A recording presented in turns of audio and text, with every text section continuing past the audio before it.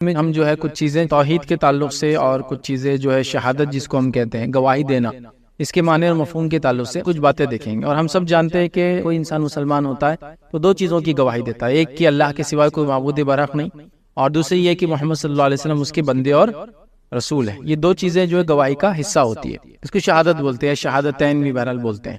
تو ہر آدمی جو اسلام قبول کرتا ہے وہ شہادت دیتا ہے، گواہی دیتا ہے، اور ظاہر سی بات ہے اس کے بغیر یہ گواہی یا گواہی دینے کے بغیر اس کی بات قبول بھی نہیں ہوتی، سوائے اس کے کہ کوئی انسان مجبور ہو یا ایسی جگہ اور ایسی حالت میں ہو کہ اس کے علاوہ اس کے پاس چارہ ہی نہ ہو کہ وہ کسی کو یہ چیز نہ بتائے، چھپا کے رکھے، جس کی مثال ہمارے پاس موسیٰ علیہ السلام کے واقعے میں فرعون کی کوئی وزیروں میں سے یا ان کے اطراف کے خاندان والے تھے، اس میں سے کوئی ایک شخص ایمان لایا تھا، جس کا واقعہ قرآن میں بھی ہے۔ جب یہ لوگوں نے پلان کیا کہ موسیٰ علیہ السلام کو ختم کر دیں گے، تو جب وہ شخص نے اپنا جو ایمان چھپایا ہوا تھا قرآن نے کہا وہ بول پڑا تھا، تو یہ مجبوری والی۔ اسی طرح نجاشی کا واقعہ لے لے تو نجاشی نے بھی اپنا ایمان چھپا کر رکھا تھا اور وہ اسی حالت میں دنیا سے گزر بھی گئے تھے، اور نبی اکرم صلی اللہ علیہ وسلم کو صحیح بخاری کی روایت کے مطابق جو ہے گزرنے کے بعد جبرائیل علیہ السلام نے آ کے بتایا کہ آپ کے بھائی کا انتقال ہو گیا ہے، لہٰذا نبی اکرم صلی اللہ علیہ وسلم نے نماز جنازہ غائبانہ پڑھی نجاشی کی۔ تو اس سے پتہ چلا چند کنڈیشن ہو سکتے ہیں جس میں انسان چھپائے، لیکن ان جنرل سینس میں آپ کو شہادت دینا پڑے گی، گواہی دینا پڑے گی۔ اب ایک اور سوال لوگ بولتے ہیں کہ اسلام میں یہ ایسا صرف بولنے کا کیا امپورٹنس ہے، مطلب صرف بول جے تو ہو جاتا، گواہی کے لیے بول دو، شادی کے لیے قبول بول دو، طلاق کے لیے طلاق بول دو، بس بول دو تو ہو گیا، ایسا کیسا مطلب کیا ہوتا؟ لیکن آپ ایک بات سوچئے، اگر آپ کے پاس کوئی ڈاکیومنٹیشنل پروف کے لیے کوئی جگہ نہیں، مطلب فار ایگزامپل آج سے ہم 10,000 سال پہلے کی بات لیں تو اسلام تو تب بھی تھا نا، مطلب آدم علیہ السلام سے لے کر محمد صلی اللہ علیہ وسلم تک، تو ڈاکیومنٹیشنل پروف کون بناتا تھا اس زمانے میں؟ کہاں آپ لکھیں گے؟ اچھا لکھنے والی چیز کا کتنا اعتماد کیا جائے گا اس کے دل کی کیفیت کے مقابلے میں؟ تو ایک انسان جب منہ سے آ کے خود بول رہا ہے تو اسلام کہتا ہے ایکسیپٹیبل ہے۔ اور کورٹ آف لاء کے اندر بھی جو لوگ قانون کو جانتے ہیں، جب ایک انسان کے پاس کوئی گواہی نہ ہو، کوئی ایویڈنس اور پروف نہ ہو کسی چیز کا، تو اس کے آخر میں کیا کرتے ہیں؟ اس کو اسی کی شہادت لیتے، اس کو بولتے اوت لو، قسم کھاؤ، اور وہ قسم کھا کے بولتا کہ ہاں میں 30 جون کو 1980 میں پیدا ہوتا، اس نے ختم کھا لیا، سمجھ رہا؟ اسی کو مان لیا جاتا، چونکہ اس کا ڈاکیومنٹیشن کوئی پروف نہیں، کون سے دواخانے میں پیدا ہوا، کہاں پیدا ہوا، کس علاقے میں ہوا، تو پھر اس کی اوت مطلب اس کو خود گواہ بنایا جاتا، پھر وہ اوت لیتا ہے کہ میں اللہ کی قسم کھا کے بولتا ہوں، جو کچھ کہوں گا سچ کہوں گا، مان لیا جاتا ہے، ٹھیک؟ تو لوگ کبھی کبھی کنفیوز رہتے ہیں کہ یہ صرف گواہی اسلام کیوں مان لیتا ہے، لیکن دنیا میں ایسے ہی ہوتا ہے ہر جگہ۔ اب کسی نے ایک بار مجھ سے سوال کیا تھا کہ وہ طلاق آپ کے پاس کیسا ہے، کتنا آسان ہے، طلاق بول دیو طلاق ہو جاتی، میں نے کہا ٹھیک ہے میں تھوڑا سا آپ کو ایکسپلین کرتا ہوں۔ اب آپ کسی کے ساتھ لیو ان ریلیشن شپ میں، نان مسلم تھے اور یہ سب ان کے پاس کامن ہوتا ہے یا معلوم ہوتا ہے ان لوگوں کو، یا اسٹوڈنٹ بھی تھے، میں نے کہا اچھا ٹھیک ہے، لیو ان ریلیشن شپ میں جب لوگ رہتے تو الگ کیسے ہوتے؟ تو بولے ہم ایک دوسرے کو بولتے بریک اپ، الگ ہو جاتے، ڈاکیومنٹیشن کو پروف رہتا، بناتے آپ کی اب بریک ہو گیا ہمارا، تو لینے صرف بول دینا کافی رہتا ہے، اور ٹیکسٹنگ کر دیتے بولے بریک اپ، تو انہیں سمجھ جاتی، انہیں روتی تھی، تھوڑے دن بعد انہیں پوچھتی کیوں بریک، ہم بولتے بریک اپ، فون نہیں اٹھاتے تو بریک اپ ہو جاتا، تو خالی بول دینے سے بریک اپ ہو جاتا، ہو جاتا، بولے اور کیا کریں گے، بولے ریلیشن شپ بھی تو ایسی چالو ہوتا نا، بولے ساتھ رہنا ہے تو ساتھ رہتے، الگ ہونا الگ ہو جاتے، تو یہ چلتا کیا ایسا، تو چلتا تو مطلب پھر اب اسلام بول رہا ہے کہ سب سے بیسک چیزیں جو ہو سکتی انڈرسٹینڈنگ ہے، ساری چیزیں ہو گئی، کسی کو اسلام پسند ہے اس نے بول دیا، گواہی دے دی، ختم، ہم نے ایکسپٹ کر لیا اسی گواہی، خالی کچھ وٹنس چاہیے اس کے لیے، نکاح ہے تو اس نے قبول ہے کہہ دیا، طلاق ہے تو اس نے طلاق بول دیا، پھر سمجھ میں آگے بات۔ ہاں دنیا میں ایسی ہوتا ہے، آپ دیکھیے اگر کہیں ڈاکیومنٹیشن بنانے کا وقت نہیں ہے، ڈاکیومنٹ بھی ہر جگہ بنتے بات نہیں، بٹ بریک اپ بولے تو بریک، ہاں ریلیشن شپ کو میرج میں کنورٹ کرے تو ڈاکیومنٹیشن بناتے، ورنہ جب ملتے بھی تو کوئی ڈاکیومنٹیشن نہیں، سپریشن جس کو بریک اپ بولتے ہیں، پورے خالی بریک اپ بولتے ہیں، بریک اپ ہو گیا تو ہو جاتا، بولے ہو جاتا، بولے اتنے کرے تو پھر طلاق بولے تو کیوں نہیں ہو سکتا، اور میں گواہی دیتا ہوں میں قبول کرتا اسلام بولے تو کیوں ایکسیپٹیبل نہیں، ایسی ہوتا ہے، جنرل ہے بالکل یہ بات۔ تو جو شہادت ہم دیتے ہیں، گواہی ہم دیتے ہیں، اسلام میں بہت امپورٹنٹ چیز ہے، اور کسی کا وربل اٹیسٹیشن مطلب صرف منہ سے بول دینا کہ میں گواہی دیتا ہوں کہ اللہ ایک ہے، لا الہ الا اللہ پڑھ دینا ایکسیپٹیبل ہے، یاد رکھیے، کوئی دوسرے ڈاکیومنٹیشن پروف کی اس کی کوئی ضرورت نہ کبھی تھی نہ کبھی ہے، سوائے اس کی کہ زمین زمان حالات کے اعتبار سے آپ کو جو چیز کی ضرورت ہے آپ لوگ اس کو بنا سکتے ہیں، وہ ایک الگ چیز ہے، بٹ ایسے Islamically religious point of view سے اس کی ضرورت نہیں ہے، حتیٰ کہ کوئی کسی بھی حال میں بولے اس کو ایکسیپٹیبل ہے، مطلب کوئی ڈر سے آپ کو لگ رہا بول رہا تو بھی ایکسیپٹیبل، آپ کو لگ رہا کسی کی محبت کوئی چیز کی چاہت نہیں بول رہا تو بھی ایکسیپٹیبل، کیونکہ دل کا حال میں اور آپ نہیں جانتے، تو ہو سکتا وہ دل میں اس کے ہو، کیونکہ ہم کو تو جو بولیں گا اسی پہ ایکسیپٹ کرنا پڑے گا نا، نہیں اب دل کا تو دل کا حال تو آپ میں کوئی دنیا کی طاقت نہیں جان سے سوائے اللہ کی، ہے نا، تو ہم کو تو جو ظاہر ہے اس پہ اعتماد کرنا ہے، باطن اندر کا ہڈن چیزیں اللہ جانتا ہے، سیکرٹس اللہ جانتا ہے، جو اوپنلی ہے ہم اس کو مانیں گے، تو کسی نے ہمارے سامنے بول دیا آپ اس کے انٹینشن پہ ڈاؤٹ نہیں کر سکتے کہ چھپا ہوا ہے، نقصان دینے آیا ہوں گا، ایسا ہوں گا ویسا ہوں گا، یہ تنظیم سے ہوں گا وہ جماعت سے ہوں گا، ایسا نقصان پہنچیں گا، ہماری بیٹی شادی کرنے آ گیا ہوں گا، پیسہ لوٹنے آؤں گا، یہ سب آپ کے گیس ورک، اس پہ اعتماد نہیں ہوگا، اس کی گواہی اعتماد. تو شہادت کو ہم تھوڑا سا اس کے معنی مفہوم کو سمجھیں گے اور توحید کے بارے میں کچھ باتیں، چونکہ اب ہمارا کنٹینیوسلی لیکچر توحید پہ ہی چل رہا ہے، اس کو سمجھنے کی کوشش کریں گے. تو شہادت امپورٹنٹ ہے، وربلی آپ کوئی چیز بول دیں تو یہ کافی ہو جاتا ہے اسلام کے اندر، یاد رکھیے. اور بہت ساری چیزیں اسلام میں ایسی ہوتی وربلی، ٹھیک ہے. لیکن جب شہادت کی بات آتی ہے تو ہم وٹنس بھی اس کے لیے رکھتے ہیں کہ مطلب میں اگر اسلام قبول کرتا ہوں تو میں نے کسی کے سامنے بولنا چاہیے، سوائے میں نے جو کنڈیشن بتایا ایکسٹریم کیسز میں چھپایا بھی جا سکتا ہے انشاءاللہ. اس مسئلہ نہیں، 2 واقعات میں بتا چکا ہوں. لیکن جنرل سینس میں جب میں گواہی دوں گا تو میں بولوں گا لوگوں کو کہ میں یہ چیز کی گواہی دیتا ہوں جو بھی، اور لوگ میرے کو وٹنس کریں گے، اور جو سنیں گے وہ لوگ بھی کبھی کبھار اس بات کو آگے فردر بھی فارورڈ کریں گے، تاکہ کہ بھائی یہ ہمارا بھائی ہے اور اس نے اسلام قبول کیا، تاکہ یہ بات آگے بڑھے. ہڈن کوئی چیز نہیں، چھپی ہوئی کوئی چیز نہیں، یاد رکھیے چیز ایسی سوائے مجبوری کے اندر، ٹھیک ہے. تو کسی بات کی گواہی دینا، اس کا کیا میننگ ہوتا ہے اس کو تھوڑا سا ہم دیکھتے ہیں. تو پہلی چیز یاد رکھیے، انسان اپنی زبان سے جو کچھ کہے دلی طور پر اس کا اتحاد رکھتا ہو. گواہی کا یہ معنی ہے، مطلب جو انسان منہ سے بول رہا ہے، وربلی بول رہا ہے، اس پہ فیتھ بھی ہو، اس کی بلیف بھی ہو، اس کے اندر بھی وہی چیز ہو. یہ معنی ہے گواہی دینے کا. گواہی دینے کا ہرگز معنی ہی نہیں کہ صرف وربلی کسی نے بول دیا، اندر بھی اس کے ہو. لیکن یہ بات میں نے جیسے بتا چکا ہوں، اگر وہ وربلی بولتا ہے دل میں نہ بھی ہو تو ہم کو وربل اس کے سینٹینس کو ایکسپٹ کرنا ہے، دل کی بات کو ہم نہیں کر سکتے. منافقین نے یہ کیا، نبی اکرم صلی اللہ علیہ وسلم موجود ہے، صحابہ موجود ہے، پھر بھی آ کے وہ دھڑلے سے بولتے تھے ہم مسلمان ہیں. لیکن نبی اکرم صلی اللہ علیہ وسلم کو نام بھی بتائے گئے تھے، لیکن شریعت اور اسلام نے اور آپ صلی اللہ علیہ وسلم چونکہ اس کے بعد کو ہم کو خبر دینے والا نہیں تھا یہ سب چیزوں کی، تو لہٰذا آپ نے اس چیز کو یا شریعت نے یہ رکھا کہ جو بولا جائے گا وہ کنسیڈرڈ ہوگا، اس کے دل میں کیا اللہ کا اور اس کا معاملہ ہے. اسی لیے منافقوں کے نام معلوم ہونے کے باوجود بھی اللہ کے رسول صلی اللہ علیہ وسلم اس کو ڈکلیئر نہیں کیے. تو اس سے پتا چلا جو بولا جاتا ہے وہی کنسیڈرڈ ہے، دل میں کیا ہے وہ اللہ جانتا ہے. تو لیکن ایکچوئل مفہوم شہادت کا یہ ہوتا ہے جو بولا جا رہا ہے وہ دل میں بھی کنسیڈرڈ ہے، اس پہ پختہ اس کا یقین ہے کہ جو بول رہا ہے ایک اللہ، اشہد ان لا الہ الا اللہ، تو اس کا پختہ یقین ہے جو وہ بول رہا ہے. یہ میننگ ہوتا ہے، یاد رکھیے. تو شہادت کا معنی ایک یہ ہوتا ہے کہ انسان اپنی زبان سے جو کچھ وہ کہے دلی طور پر اس کا اعتقاد بھی، اس کا عقیدہ بھی اس چیز پر ہو، ٹھیک ہے. اسی طرح اعتقاد اسی صورت میں اعتقاد مانا جائے گا جبکہ اس چیز کا علم، اس کی سچائی کا اس کو یقین ہے. اور وہ عقیدہ بھی جب مانا جائے گا، اس کا اعتقاد جب جس چیز کی گواہی دے رہا ہے اس کا علم ہو اور اس کی سچائی پہ اس کو یقین ہو. یہ ہے شہادت. تو شہادت سے وربل نہیں، وہ بول رہا ہے وربلی، لیکن اس کے ساتھ دل میں پورا اعتقاد ہے، سچا اس پہ یقین ہے، وہ پورا اس چیز پہ ٹرسٹ کرتا ہے جو چیز وربلی وہ کوٹ کر رہا ہے، وہ چیز کو بول رہا ہے. یہ مفہوم یاد رکھیے گا. اسی طرح جو ہے گواہی زبان سے دینا بھی ضروری ہے. ایک تو ہوگا کہ عقیدہ ہے ساری چیزیں، لیکن بولنا بھی وربلی، یہ بھی امپورٹنس رکھتا ہے. سوائے چند کنڈیشن میں جو میں نے بتا دی، مجبوری والی چھپا بھی سکتا ہے. جیسے ایک بہت ایکسٹریملی بڑی شخصیت ہے، اچانک بولیں گا تو کچھ تو بھی ذرا مسئلہ ہو جائے گا.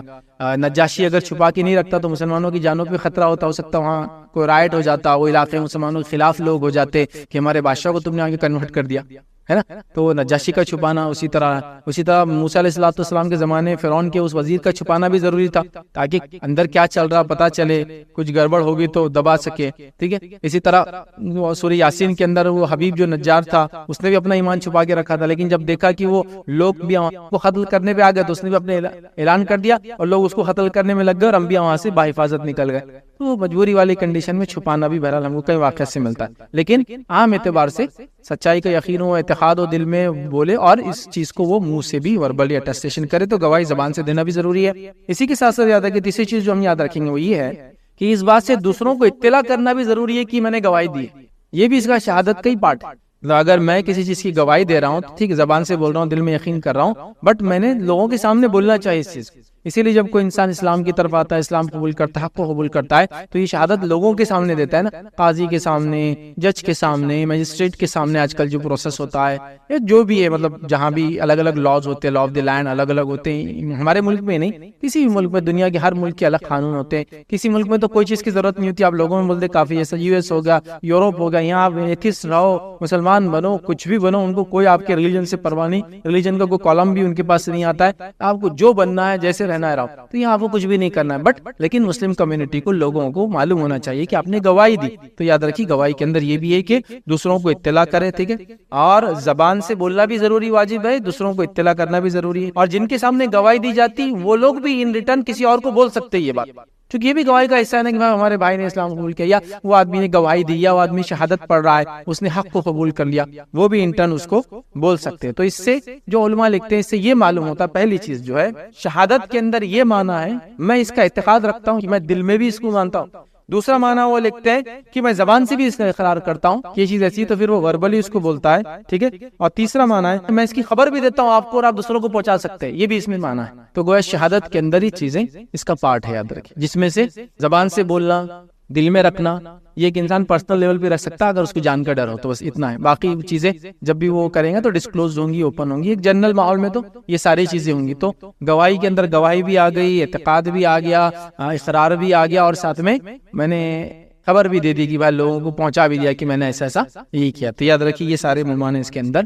شہادت کے معنی میں، جو ہم بولتے ہیں ہم شہادت دیتے ہیں، شہادتین، کلمہ شہادت، اور ہم لوگ شہادت دیتے ہیں اس چیز کی، اور ہم مسلمان اس کے وٹنس ہے، تو یہ اس کا معنی اور مفہوم ہے، 4 چیزیں اس کے اندر بہرحال پائی جاتی ہیں۔ تو یہ تھا شہادت کا معنی۔ اب لا الہ الا اللہ کے تعلق سے کچھ چیزیں دیکھیں گے۔ تب لا الہ الا اللہ کے تعلق سے ہم چیز دیکھیں گے تو لا الہ الا اللہ کے اندر 2 پارٹ امپورٹنٹ ہے۔ پہلا ہے نفی، لا الہ ہے، پہلے انکار کر دے رہے ہم سب چیزوں، اور سیکنڈ پارٹ ہے الا اللہ، سوا اللہ۔ تو پہلے نفی ہے اور پھر اس بات جس کو بولیں گے، پہلے انکار ہے پھر اس کے بعد اقرار ہے۔ فرسٹ ہم ڈینائی کرتے تمام ان چیزوں کی جن چیزوں کی عبادت ہوتی ہے دنیا کے اندر، کیونکہ ہم لوگ اللہ کو مانتے ہیں۔ اللہ الہ سے آتا ہے، الہ دا گاڈ، الہ میننگ معبود، جس کی عبادت لوگ کرتے ہیں۔ ال لگتا ہے جب عربی میں تو خاص ہو جاتا ہے، پراپر ناؤن بن گیا، تو الہ اس سے لفظ بنتا اللہ، ٹھیک۔ تو الہ اللہ اس کا معنی ہے، تو ہم اللہ کو مانتے ہیں، یاد رکھیں۔ تو پہلے ہم گواہی دیتے، مطلب پہلے انکار کرتے تمام ان چیزوں کا جن چیزوں کی اللہ کے ساتھ، اللہ کے علاوہ عبادت ہوتی ہے، پھر اقرار کرتے الا اللہ، سوائے اللہ کے، مطلب پھر ہم ایکسپٹ کرتے ہیں کہ اللہ۔ لیکن جب ہم انکار کرتے ہیں تو اس کا کہیں بھی معنی نہیں ہے کہ ہم دشمنی رکھتے ہیں، بٹ ہمارے اگر فیتھ کو یا اسلام ایک مسلمان کسی فیتھ کو پروفیس کرتا ہے، ایکسپٹ کرتا ہے، تو وہ یہ ہے، میں وہ ایکسپلین کر رہا ہوں۔ لیکن جب ہم یہ کریں لا الہ، چونکہ بہت سارے لوگوں نے اس کا معنی کیا، لا الہ کا معنی یہ ہوتا ہے بولے اسلام میں پہلے سب کو ختم کر دو، پھر الا اللہ کا معنی ہوتا ہے سوا پھر اللہ کو مانو۔ تو اگر مسلمان کہیں آ گئے تو اس کا مطلب یہ رہتا ہے وہ پورے غیر مسلموں کو ختم کر دیں گے، اور پھر الا اللہ مطلب کریں گے، مطلب پھر بولیں گے اللہ ہے۔ تو یہ بالکل بھی اس کا معنی نہیں۔ اگر یہ معنی ہوتا لا الہ کا معنی ہوتا کہ سارے معبودوں کی جن کی بات اللہ کے علاوہ تھی، اگر ہم کو طاقت ملے تو ہم ان کو ختم کر دے، تو نبی اکرم صلی اللہ علیہ وسلم کے زمانے میں یہود و نصارہ حجاز کے اندر نہیں بچتے تھے، مدینے کے اطراف میں کئی یہود رہتے تھے، کسی کو کچھ بھی نہیں کیا گیا۔ نبی اکرم صلی اللہ علیہ وسلم کے پورا زمانہ رہے وہ، آپ صلی اللہ علیہ وسلم کی بات حضرت عمر کے زمانے میں ان کو جلا وطن کیا گیا، آپ سمجھ رہے؟ تو لوگ کرتے لا الہ، اس کا میننگ ہے بولے کوئی نہیں معبود، تو اس کا مطلب مسلمان کیا کرتے بولے جہاں بھی جائیں گے جس زمین پہ رہیں گے سب کو پہلے ختم کر دیں گے، پھر اللہ، پھر اللہ کو ماننے سب کو لائیں گے، مجبور کریں گے، ایسا کچھ بھی نہیں۔ پھر کوئی سوال کر سکتا ہے پھر سعودی عرب میں جو ہے کیوں نہیں ہے، پھر غیر مسلم کیوں نہیں ہے؟ تو دیکھیں سعودی عرب میں نبی اکرم صلی اللہ علیہ وسلم کے بعد جو علاقہ تھا وہاں کے سب لوگوں نے اسلام خود قبول کر لیا تھا، سب کر لیا تھا، لیکن اس کے بعد بھی کچھ لوگ باقی تھے، یہود میں سے، نصارہ میں سے تھے، وہ دھیرے دھیرے سے نجران کے یہود نصارہ تھے جو ساؤتھ میں آتا سعودی عرب کے، یمن کا نارتھ والا حصہ، یا پھر حجاز مطلب مدینے کے اطراف یہودی تھے۔ آپ صلی اللہ علیہ وسلم کی بات حضرت عمر کے زمانے میں ان کو جلا وطن کیا گیا۔ اچھا اگر کوئی بولے نہیں اگر ایسا ہے تو مسلمان ہی رہنا ضروری ہے، تو پھر سعودی عرب میں آج کی مسلمان گلف میں کہ نان مسلم کیوں جاتے ہیں جاب کے لیے؟ اس لیے کہ وہ ایکسیپٹیبل ہے، وہ آ سکتے ہیں، وہ رہ سکتے ہیں، وہ اپنی عبادت اپنے آپ میں کر سکتے، ساری چیزیں۔ تو لا الہ الا اللہ کا ایک لوگ بھونڈا اور بھدا معنی لیتے ہیں کہ لا الہ مطلب کوئی معبود نہیں ہے، مطلب سب کو ختم کر دو، ایسا کچھ بھی نہیں ہے۔ ایک آدمی پرسنل لیول پر لا الہ الا اللہ کہتا ہے میں کسی کی عبادت نہیں کرتا ہوں سوائے اللہ کے، یہ بولتا ہے، بٹ اس کا مطلب یہ نہیں کہ میں سب سے دشمنی لیتا ہوں۔ تو بہرحال لا الہ کا معنی ہرگز نہیں ہے، لا الہ کا یہ معنی نہیں کہ دوسروں کو ختم کر دینا، دوسروں کا وجود باقی رکھنا۔ لا الہ کا یہ معنی ہے کہ ایک انسان جو اپنے رب کو پہچاننے لگ جاتا ہے، اب وہ گواہی دینا چاہتا ہے، وہ کہتا ہے کہ میں دوسرے کسی کی عبادت نہیں کروں گا سوائے ایک اللہ کے، لیکن اس میں ہرگز یہ نہیں کہ اسلام کہیں غالب آ جائیں گا، غلبہ ہوں گا تو سب کو ختم کر دیا، اس کی کوئی دلیل نہیں ہے۔ اور پورے عرب ممالک میں جائیے، آپ مسلم کنٹریز میں جائیے، جہاں مسلمان لوگ بستے ہیں وہاں جائیے، جہاں مسلمانوں کی حکومت رہی وہاں جائیے، جہاں جس کا جو مذہب تھا لوگ اسی مذہب پہ رہے، ان کو کھلی آزادی تھی، کھلے طور سے آزاد رہے۔ اب سعودی عرب ایک ایکسیپشنل ہے، لیکن اس کے علاوہ آپ کوئی بھی دوسرے کنٹری میں جائیے، چونکہ اس زمانے میں سب نے وہاں اسلام قبول کر لیا تھا، آپ کو یمن کے اندر آپ کو یہودی ملیں گے، یو اے ای کے اندر، عمان کے اندر آپ کو لوگ ملیں گے جو غیر مسلم بستے سالوں سے صدیوں سے بستے ہیں، اس کے علاوہ دیگر علاقوں میں ملیں گے، مصر میں آپ کو کاپٹک کرسچنس ملیں گے، لیبنان کے اندر آپ میجورٹی کرسچن کنٹری ہے، سیریا کے اندر آپ کو کرسچنس ملیں گے، آپ سمجھے ہر جگہ آپ کو ملیں گے۔ عثمانی خلافت کے اندر آپ کو یہود و نصارہ آزادی کے ساتھ اپنی عبادت گاہوں کو بناتے ہوئے عبادت کرتے ہوئے آپ کو ملیں گے۔ اس کے علاوہ ہندوستان کے اندر لے لے تو آپ پورے 1000 سال کے اندر مسلمانوں کی حکومت رہی، کبھی کسی پہ اس طرح کا ظلم، تو یہ بالکل عام بات ہے۔ انڈونیشیا، ملیشیا کو آپ لے لے ایکسیپشنل کیس ہے، وہاں سارے لوگوں نے اسلام قبول کر لیا تو آپ کو اب دوسری کمیونٹی نہیں ملتی۔ اللہ کو پسند کرنا چاہے کسی چیز کو تو کسی کو روکا تو نہیں جا سکتا ہے، لیکن یہ زبردستی اور جبر کا نتیجہ بالکل بھی نہیں ہے۔ اس بات کو ہم لوگ جو ہے ذہن نشین کر لیں، اپنے ذہن میں رکھیں، ٹھیک ہے۔ اب آئیے جو لا الہ الا اللہ کے مفہوم کو ہم تھوڑا سا اور دیکھتے ہیں۔ اللہ رب العزت سورہ اسراء سورہ نمبر 17 آیت نمبر 57 میں کیا فرماتا ہے؟ کہتا ہے اولئک الذین یدعون یبتغون الی ربہم الوسیلۃ ایہم اقرب ویرجون رحمتہ ویخافون عذابہ ان عذاب ربک کان محذورا۔ اللہ کیا فرماتا ہے؟ سنیے اس کا ترجمہ۔ جنہیں یہ لوگ پکارتے ہیں خود وہ اپنے رب کے تقرب کی جستجو میں رہتے ہیں، مطلب جو لوگ اللہ کے علاوہ کسی کو پکارتے ہیں، اب ان کی کیفیت اللہ بتا رہا ہے۔ وہ لا الہ کا جو ہم بول رہے ہیں، نہیں کوئی حقیقی معبود پہلے انکار کر رہے ہیں، الا اللہ پھر اللہ کا اقرار کر رہے ہیں۔ جن لوگوں کی لوگ عبادت کرتے ہیں اللہ ان کی کیفیت بتا رہا ہے۔ یہ انسان بھی ہو سکتے، بے جان چیزیں بھی ہو سکتی جس کے اللہ کے علاوہ لوگ عبادت کرتے ہیں، لیکن ان میں انسانوں کی اگر بات ہم کریں تو یہ معصوم لوگ ہیں، جیسا عیسیٰ علیہ السلام، ان کا کبھی منشا نہیں تھا کسی کو بولے، لیکن لوگوں نے ان کے بعد ان کی عبادت کی۔ عزیر علیہ السلام کے بارے میں قرآن نے کہا یہود نے ان کی عبادت کی، ان کو رب بنا دیا، ٹھیک ہے۔ تو یہ وہ لوگ ہیں، لیکن جو چاہتے تھے یہ وہ تو بہرحال انسانوں میں وہ تو بدترین مخلوق ہے، لیکن عام اعتبار سے تو اللہ کیا فرما رہا ہے۔ اور اگر خاص اعتبار سے بھی جن کو اللہ کے علاوہ لوگ پکارتے ہیں، جنہوں نے چاہا ان کو پکارا جائے، آخرت کے اعتبار سے وہ خود اللہ کے سامنے اس کے رحم کی بھیک کے لیے دنیا میں بھی ترستے، ان کو پتا ہے، آخرت میں تو ان کا انجام کیا ہوگا ان کو پتا ہے۔ تو بہر اللہ فرماتا ہے جنہیں یہ لوگ پکارتے ہیں خود وہ اپنے رب کے تقرب کی جستجو میں رہتے ہیں، وہ خود بھی اللہ سے قریب ہونے کے جستجو میں رہتے ہیں کہ ان میں سے کون زیادہ نزدیک ہو جائے، اور ایسا نہیں کمپیٹ بھی کرتے ایک دوسرے سے کون زیادہ اللہ سے نزدیک ہو جائے۔ وہ خود اس کی رحمت کی امید رکھتے ہیں، اور ان کو خود رحمت کے انتظار میں اللہ رب العزت کی وہ لوگ رکھتے ہیں، اور اس کے عذاب سے خوف زدہ رہتے ہیں وہ لوگ خود۔ اور اللہ فرماتا ہے کہ تیرے رب کا عذاب ڈر کی چیز ہے، اور واقعی میں اللہ کا عذاب بہت سخت اور ڈر کی چیز ہے۔ تو اللہ فرما رہا ہے جن کی لوگ اللہ کے علاوہ عبادت کرتے ہیں وہ خود اللہ کی جستجو میں لگے ہیں، وہ خود ایک دوسرے سے کمپیٹ کر رہے ہیں کہ کون زیادہ اللہ کے قریب ہوتا ہے، اور اللہ کے عذاب سے ڈرتے ہیں، چونکہ اللہ کا عذاب بڑی سخت چیز ہے، یاد رکھیے۔ تو اس سے ایک بات پتہ چلی جو اس آیت کے اندر تھا، اولئک الذین یدعون، کہ وہ لوگ جو اللہ کے علاوہ دوسروں کو پکارتے ہیں۔ تو یدونا کے اندر جو علماء لکھتے ہیں یعبدون کا بھی معنی ہے، عبادت کرتے ہیں اس کا معنی ہے۔ تو اللہ کے علاوہ پکارنے کا میننگ ہوا اللہ کی جو اللہ کے علاوہ عبادت کرتے ہیں۔ اچھا اگر یہ معنی نہیں لے تو پھر یہ آیت کا ریلیونس ختم ہو جاتا ہے۔ جن لوگوں کو اللہ کے علاوہ پکارتے ہیں تو خالی پکارنے کا بھی کیا ہے، پکارتے اس لیے کہ اس کی عبادت کرتے ہیں، یاد رکھیں۔ تو وہ لوگ خود جن کی عبادت کے لیے پکارتے ہیں وہ خود بھی تو اللہ کی رحمت کی جستجو میں لگے ہوئے، وہ خود آپس میں ایک دوسرے سے کمپیٹ کر رہے ہیں کہ کون اللہ سے نزدیک ہوتا ہے، اس کی رحمت اور اس کے عذاب سے ڈر رہے ہیں، اس لیے کہ اس کا عذاب واقعی میں ڈرنے والا ہے۔ تو دیکھیں پکارنے کی معنی میں عبادت بھی شامل ہے، تو کوئی لوگ یہ نہ سمجھے کہ غیر اللہ کو ہم سے پکارتے ہیں اس کی عبادت نہیں کرتے ہیں۔ یہ ہو ہی نہیں سکتا کہ آپ کسی کو مصیبت میں پکارے اور اس کی عبادت آپ نہ کرتے ہو یا اس کو آپ معبود نہ سمجھتے ہو۔ مطلب کیوں کسی کو پکاریں گے؟ یاد رکھیں مصیبت میں ایسی شخصیت کو، ایسی مخلوق کو جو نہ وہاں موجود ہے نہ اس کی مدد پہ قادر ہے، پھر بھی آپ اس کو آواز دے رہے، اس کا مطلب آپ سمجھتے ہیں کہ وہ مدد کر سکتی ہے، اس پر قادر ہے اور وہ عبادت میں، یاد رکھیں۔ تو آپ خالی پکار رہے ہیں یہ سمجھ رہے ہیں ہم تو خالی پکارتے عبادت کہاں کرتے ہیں، معنی وہی ہوتا ہے، یاد رکھیں۔ اس لیے کہ یہاں آیت اسی کی طرف اشارہ کرتی ہے کہ یہاں پکارنا جو ہے عبادت کے معنی میں ہے۔ اس چیز کو سمجھنے کی ہم کو ضرورت ہے، یاد رکھیں۔ اسی طرح اللہ رب العزت دیکھیے قرآن میں ایک اور مرتبہ جو لا الہ الا اللہ ہے اس کا ایک مفہوم کس طرح سے ایک آیت میں آتا ہے۔ اللہ دیکھیے کیا فرماتا ہے سورہ زخرف سورہ نمبر 43، وَإِذْ قَالَ إِبْرَاهِيمُ لِأَبِيهِ وَقَوْمِهِ إِنِّي بَرِيءٌ مِّمَّا تَعْبُدُونَ، کہ ابراہیم علیہ السلام نے والد سے اور اپنی قوم سے کیا کہہ دیا، انی بری ہوں مما تعبدون، ان چیزوں سے میں بری ہوں جن کی تم عبادت کرتے ہو۔ تو یہاں کیا ہوگا، یہ لا الہ نفی کر دی پہلے، میں بری ہوں جن چیزوں کی تم عبادت کرتے ہو، میں اس کی تو نہیں کرتا ہوں، ٹھیک ہے۔ پھر آگے کیا فرمایا اللہ رب العزت نے، الا الذی فطرنی فانہ سیہدین، سوائے اس کے جس نے مجھے پیدا کیا وہ ہدایت دیں گی۔ الا اللہ اس کے اندر مانا ہے لا الہ، یہاں انکار کیا اور ابراہیم علیہ السلام پھر اقرار کیا۔ پہلے کہا کہ جن کی تم عبادت کرتے ہو وہ تو رب نہیں مانتا ہوں، سوائے اس رب کے جس نے جو مجھے ہدایت۔ تو یہاں بھی دیکھیے ایک معنی اور مفہوم جاتا ہے لا الہ الا اللہ کا، یاد رکھیں، ٹھیک ہے۔ تو یہاں بھی ابراہیم علیہ السلام نے پہلے انکار کیا اور پھر اقرار کیا، یہ بڑی اہم چیز ہے۔ ہم مسلمانوں نے اس کا معنی نہیں سمجھا کہ پہلے انکار کرنا اور پھر اقرار کرنے کا کیا معنی ہے۔ ہم نے پہلے انکار کیا پھر اقرار کیا ہے نا، تو مطلب ہم لوگوں نے تو پیدائشی طور سے ہم اللہ کو ایک مانتے ہیں، لیکن ایک ماننے کے اقرار کے باوجود اپنے عمل سے ہم کئی جگہ انکار کرتے ہیں اس چیز کی۔ اچھا مشرکین مکہ کے لیے اگر یہ صرف کلمہ ایسا ہوتا لا الہ الا اللہ، لا الہ الا اللہ بس ہو گیا، پھر کامیابی مل گئی، اگر اتنا آسان ہوتا تو سارے کے سارے لوگ لا الہ الا اللہ پڑھ دیتے تھے، فوراً پڑھ دیتے تھے اگر وہ اسی معنی میں لیتے تھے۔ چونکہ مشرکین مکہ عربی جانتے تھے، ان کو پتا تھا لا الہ الا اللہ کے اندر ایک ہڈن میننگ ہے، میں انکار کرتا ہوں تمام معبودوں کی جن کی میں عبادت کرتا ہوں، اور وہ جن کی کرتے تھے 360 بت انہوں نے بنا رکھے تھے، ہر دن کے اعتبار سے ایک بت بنا رکھے تھے وغیرہ وغیرہ، ان کا انکار ہے۔ پھر الا اللہ مطلب وہ جانتے تھے لا الہ الا اللہ کے اندر کنڈیشن چھپی ہوئی ہے، ہم لوگوں نے ساری کنڈیشن کو بالا تک رکھ کر ماشاءاللہ لا الہ الا اللہ، جاؤ ادھر بھی جا کے سر ٹیک دو،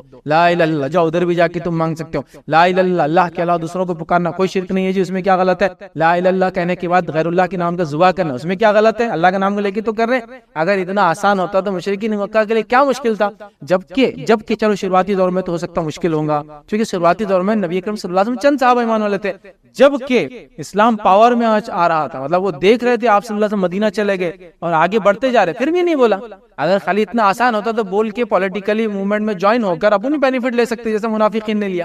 اور منافقین بولنے کے باوجود ہی ان کو پتا تھا ہم جو بول رہے اس کے کنڈیشن پہ عمل نہیں کر پا رہے، لیکن کتنی افسوس کی بات ہے، ہم سب مسلمان لا الہ الا اللہ کو بولنے کا دعویٰ کرتے ہیں، لیکن اس کے ایک بھی کنڈیشن کو فلفل کرنے کو ریڈی نہیں، بلکہ لا الہ کی کنڈیشن میں بھی ہم فٹ نہیں ہو رہے، انکار ہی نہیں کر رہے ہم کسی کا۔ اور انکار تو صرف لفظی ہے، عملاً تو یہ ہے کہ لا الہ الا اللہ یہاں پڑھے، ایاک نعبد و ایاک نستعین، ہر نماز میں سورہ فاتحہ ہم پڑھے، تیری ہی عبادت کرتے ہیں، تجھی سے مدد طلب کرتے ہیں، اور عمل کے اعتبار سے تیری بھی عبادت کرتے ہیں اور تجھ سے بھی مدد طلب کرتے والا حال ہے، ہی نہیں بھی ہے، اللہ کے ساتھ اور بھی ہے دینے والا، ایسا ہم نے حل کر دیا۔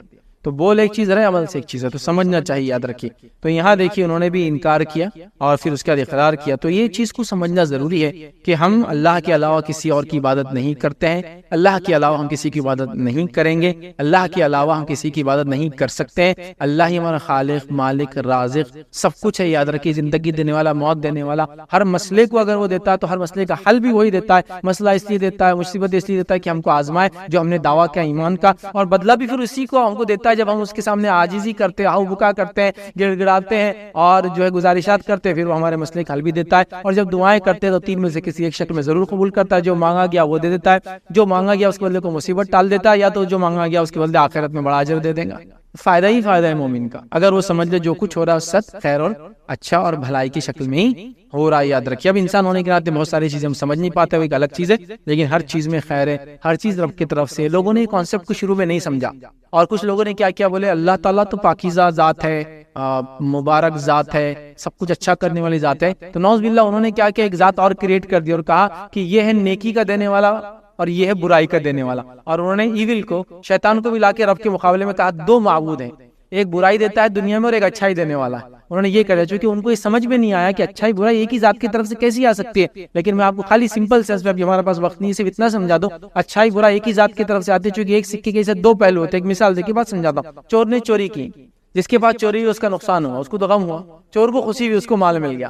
ایک ہی واقعہ ہوا، دو چیزیں ہو گئی، چور نے چوری کی، مال چرایا تو چور کو خوشی ہوئی، اس کا مال آیا، مالک پریشان ہوگا، اس کا مال چلے گا۔ چور پکڑا گیا اور اس کے ہاتھ کاٹے گئے، مالک خوش ہو گیا، مال واپس آ گیا، چور کے ہاتھ چلے گئے۔ ایک ہی واقعہ ہے لیکن پہلو دیکھیے اس کے دو ہیں۔ اب کچھ جگہ ہم چیزوں کو سمجھ نہیں پاتے، لیکن سمجھ نہیں پاتے بول کے اب یہ مت سمجھیے کہ کوئی اور ہے جو مصیبت دیتا ہے، یا اللہ نے مصیبت دی تو ٹالنے والا نعوذ باللہ کوئی اور ہو سکتا ہے، یہ نہیں ہو سکتا، یاد رکھیں۔ دیکھیں ایک مثال صرف دیتا ہوں، برڈ فلو آیا تھا، لاکھوں اور کروڑوں مرغیوں کیا کر دیا گیا، ذبح کر کے گڑھوں میں ڈال دیا گیا۔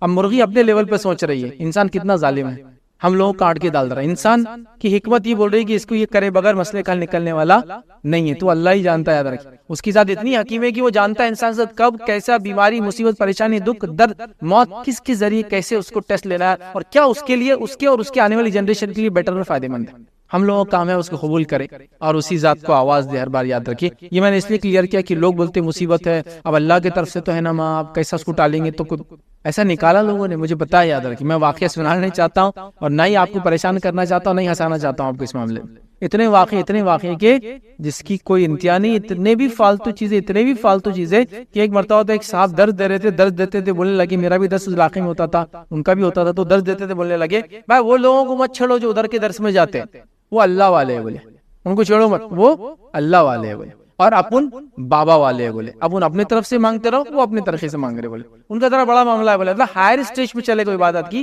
لہٰذا وہ ڈائریکٹ اللہ سے مانگ سکتے ہیں، بٹ ہم لوور اسٹیج پر عبادت کی، لہٰذا بھی ہم کو کسی کے تھرو مانگنا ہے۔ یہ کانسیپٹ وہ اپنے سماننے والوں کو مائک کے ذریعے مسجد کے اندر بیٹھ کے ممبر سے سمجھا رہے تھے۔ تو لوگوں نے اتنی چینجز، اتنی تبدیلیاں، اتنا اونچ نیچ، پتہ نہیں کیا کیا اسلام میں نکال دیا، تو میں بہرحال چاہ رہا تھا کہ لوگ اس چیز کو سمجھیں۔ اسی طرح دیکھیے اللہ رب العزت نے ایک مقام پہ کیا فرمایا، سورہ توبہ سورہ نمبر 9 آیت نمبر 31، اللہ فرماتا کہتا ہے اتخذوا احبارهم ورهبانهم اربابا من دون اللہ۔ اللہ نے کیا فرمایا، ان لوگوں نے اللہ کو چھوڑ کر اپنے عالموں اور درویشوں کو اپنا رب بنا لیا۔ کیا معنی ہے اس کا؟ جیسا وہاں پکارنے کا معنی عبادت شامل تھی، یہاں کیا معنی ہے اس کا کہ انہوں نے اپنے درویشوں کو رب بنا لیا۔ اس کا معنی یہ ہوتا ہے، یاد رکھیے، کہ انہوں نے ربوبیت کا مقام دے دیا، اس لیے کہ وہ جو ان کے بڑے حلال کہتے اس کو حلال مانتے، حالانکہ شریعت میں حرام تھا ان کی، اور وہ جو ان کے بڑے حرام کہتے جو کہ شریعت میں حلال تھا وہ اس کو حرام مان لیتے۔ مطلب اللہ نے کہا یہ حلال ہے یہ حرام ہے، لیکن ان کے علماء نے کہا کہ جو اللہ کا کہا حلال ہے وہ ہم بول رہے حرام ہے تو مان لو، تو انہوں نے مان لیا پبلک نے، اور جو اللہ کا کردہ حرام ہے ہم بول رہے حلال ہے کر لو تو کر لیا انہوں نے۔ تو یہ اللہ نے کہا ان کو رب بنا دینا ہے۔ تو ایسا اگر کوئی مسلمان بھی کرتا ہے تو وہ بھی اپنے بڑوں کو، عالموں کو، مفتیوں کو، اماموں کو، درویشوں کو، پیروں کو، فقیروں کو رب بنا لیتا ہے کہ شریعت کے حلال کو وہ حرام کر دے تو حرام مان رہا ہے، اور شریعت کے حرام کو حلال کر دے تو حلال مان رہا ہے۔ اور یہ باتیں آپ نے سنی ہوں گی، آپ اس کے گواہ ہیں۔ میں نے ایک صاحب کو کہتے سنا، اور یہ ایک صاحب ہے بہت اللہ والے، بہت اللہ والے، بہت زیادہ اللہ والے۔ کیا ان کا کارنامہ ہے اللہ والے ہونے کا؟ ان کو کبھی کسی نے نماز پڑھتے اور غسل لیتے ہوئے نہیں دیکھا۔ اب میں چھوٹی ذہنیت لے کے جا رہا، اب اپنا دماغ اتنے اوپر کہاں جا رہا؟ کبھی کسی نے نماز پڑھتے ہوئے دیکھا اور غسل کرتے ہوئے دیکھا بولے، تو میں پریشان، اس کا کیا معنی ہو؟ تو بولے اس کا معنی یہ ہے کہ وہ شریعت سے اونچے چلے گئے، بولے نہ غسل کی ضرورت ہے نہ نماز کی ضرورت ہے، یہ معنی۔ سبحان اللہ سبحان اللہ، بولے اللہ کی شریعت کو انہوں نے بدل دیا نا۔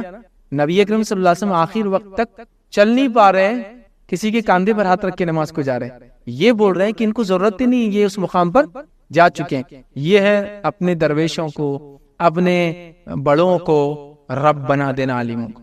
یہی معنی ہے اس آیت کا، اور کیا آپ سیکنڈ معنی لیں گے؟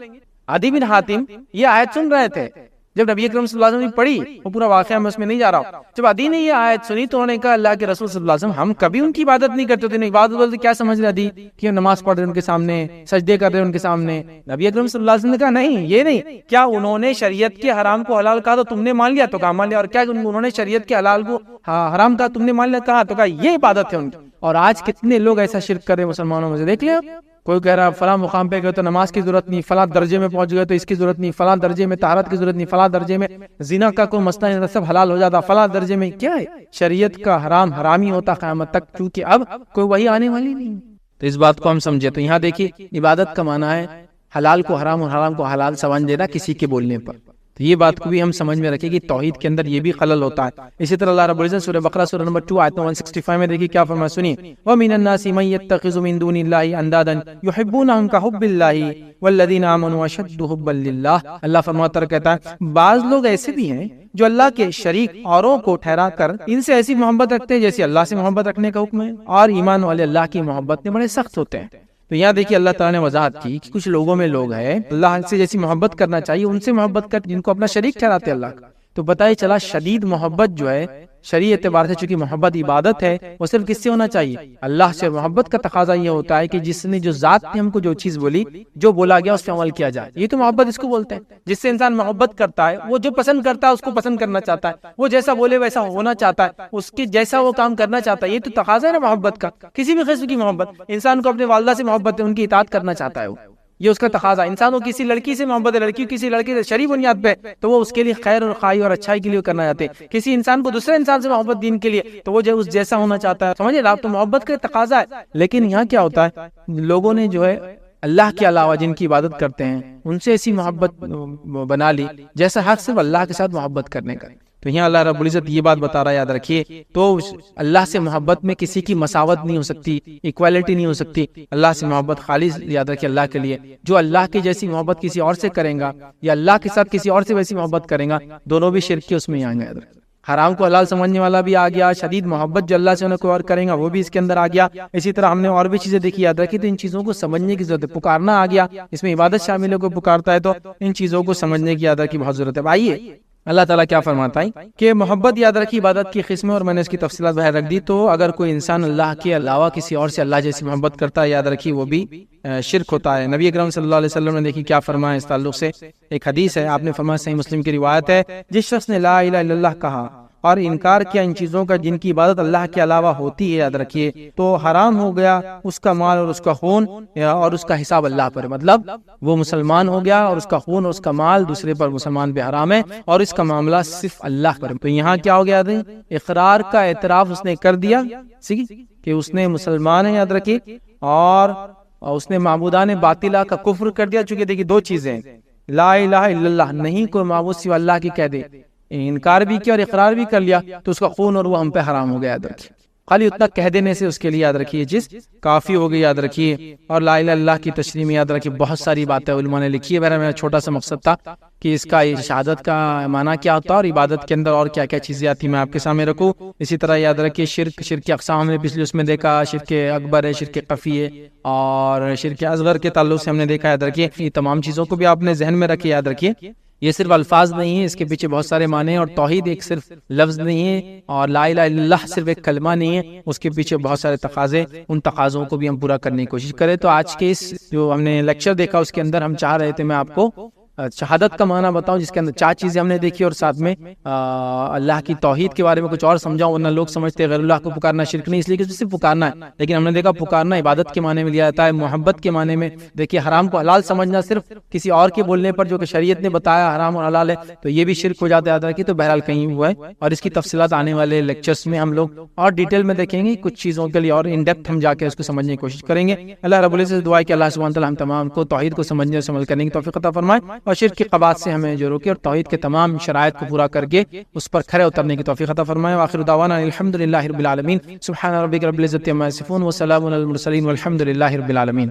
والعصر ان الانسان لفی خسر الا الذین آمنوا وعملوا الصالحات وتواصوا بالحق وتواصوا بالصبر، اما بعد۔ تمام تعریفیں اس اللہ عز و جل کے لائق و زیبا ہے جو تمام جہانوں کا بنانے والا اور اسے پالنے والا ہے، اور درود و سلام اس کے آخری نبی محمد صلی اللہ علیہ وسلم پر۔ ہم تمام مرد اور خواتین یہاں اس خطبہ جمعہ کے لیے جمع ہوئے انشاءاللہ عزیز اس مختصر سے وقت میں۔ جو عنوان جو ٹاپک ہم نے پچھلی مرتبہ شروع کیا تھا کہ آزمائش میں گرفتار ہونے والے لوگ کون ہیں، وہ کون سے لوگ ہیں جن کو اللہ رب العزت ٹیسٹ کرتا ہے، ان کو آزماتا ہے، اور آزمائش کے پیچھے کیا وجہ اور اللہ رب العزت کی کیا حکمت ہوتی ہے۔ جو ہم کہیں گے اس کا کنکلوژن تھا ہمارے لاسٹ خطبے کا، وہ یہ تھا کہ اللہ رب العزت اپنے نیک بندوں کو آزماتا ہے، اور آزمانے کے پیچھے وجہ یہ ہوتی ہے کہ وہ کم وقت میں ان سے زیادہ اعمال کروانا چاہتا ہے، چونکہ انسان نیکیاں اور عبادت کر کے اس مقام کو حاصل نہیں کر سکتا، جبکہ نیکیوں کے ساتھ ساتھ اس کو آزمائش میں بھی ڈال دیا جائے اس کے درجات بلند ہو جاتے ہیں۔ تو اللہ رب العزت جب کسی کو آزماتا ہے، چاہے وہ فرد ہو چاہے قوم ہو، اللہ رب العزت اس کے درجات کو بلند کرنا چاہتا ہے۔ اور پھر ہم نے جو چیز دیکھی تھی کہ آزمائش اور عذاب میں فرق یہ ہے کہ دین پر چلنے کی وجہ سے، اچھائی کو حکم دینے کی وجہ سے، اسلام پر چلنے کی وجہ سے، حق کی بات کرنے کی وجہ سے جو تکلیف، دکھ، مصیبتیں، پریشانیاں آتی وہ آزمائش ہوتی ہے، اور جو دین کو چھوڑنے کے نتیجے میں تکلیفیں، دکھ، بیماریاں، آزمائش، پریشان آتی عذاب ہوتا ہے ادھر کی۔ تو کہیں ایسا نہ ہو کہ انسان عذاب میں مبتلا ہو اور یہ گمان کر رہا ہوں کہ میں صبر کر رہا ہوں، اللہ تعالیٰ مجھے آزما رہا ہے۔ تو یہ بڑی اہم چیز ہے کہ ہم پہلے جان لیں کہ ہم کس دور سے، کس فیز سے گزر رہے ہیں۔